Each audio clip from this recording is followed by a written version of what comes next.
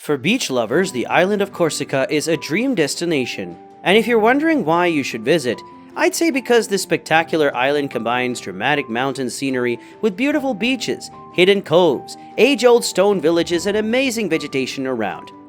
However, with over 600 miles of coastline and about 200 beaches to choose from, you might find it hard to select a beach that actually fits your vacation plans.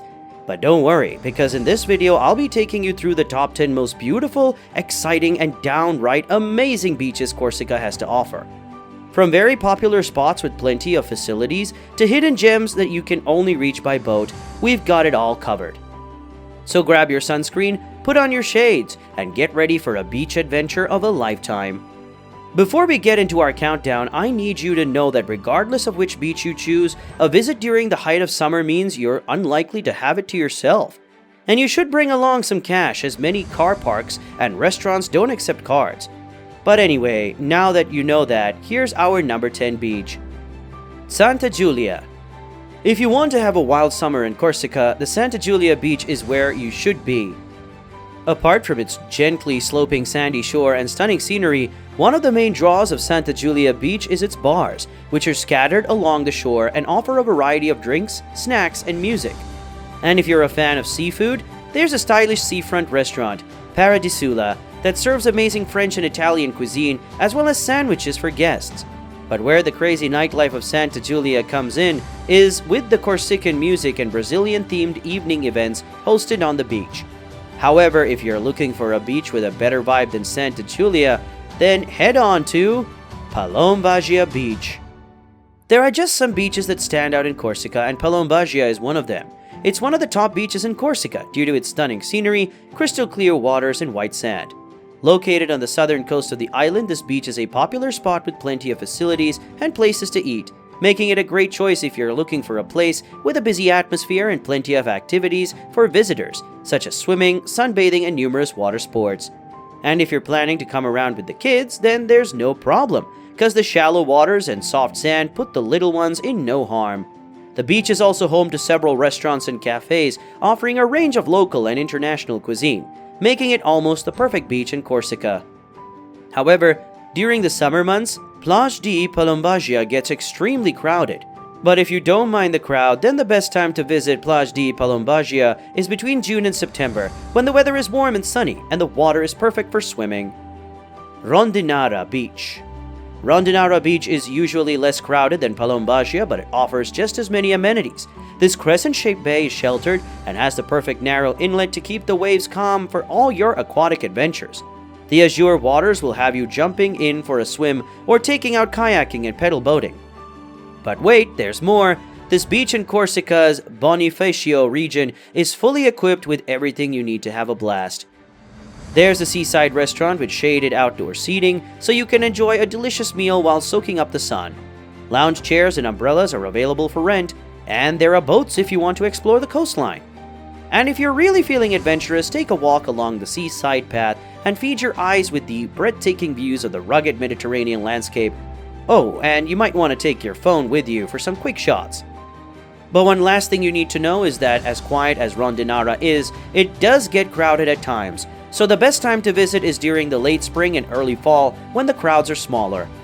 But if you want a beach that's usually less crowded and also very secluded, then you should head on to the Salecia Beach. This beach is one of my all-time best because of its numerous benefits.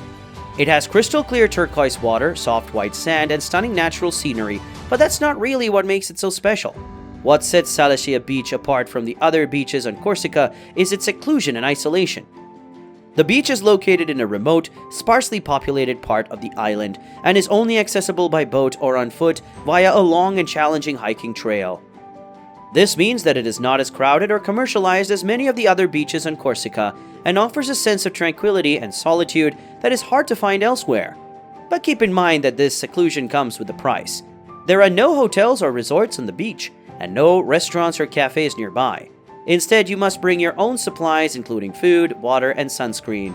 But despite all that, this beach is the right pick if you want a romantic getaway with your love interest, or if you want some alone time.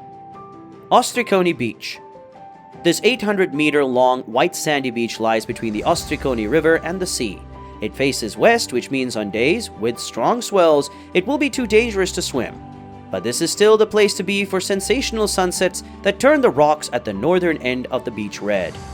On calm days, the vibe is very different. Warm, still waters that stay shallow for a long way out makes the sea here a wonderful natural paddling pool for kids. Swimming is supervised in summer, but bring what you need as there are no amenities at all. Nudist bathers are tolerated at the northern end, where there are a few rocks. Cupabia Beach. If you're looking for something quirky, then Cupabia Beach is for you. Because it's completely undeveloped, this beach appeals to visitors who love nature and prefer to avoid the crowds. The northern half of Cupabia Beach tends to be quiet, while the southern half is family-friendly. Swimming is possible, but hey, there are no lifeguards, and that's how quirky this place is. During the summer, the beach has a snack bar, a restaurant, and a campsite for guests. And if you wish, you can also rent villas located steps away. So for this one, I do advise you go during the summer, cause that's when you'll enjoy it the most. Bodri Beach. Similar to Cupabia, Bodri Beach is also one of the most tranquil beaches on Corsica Island.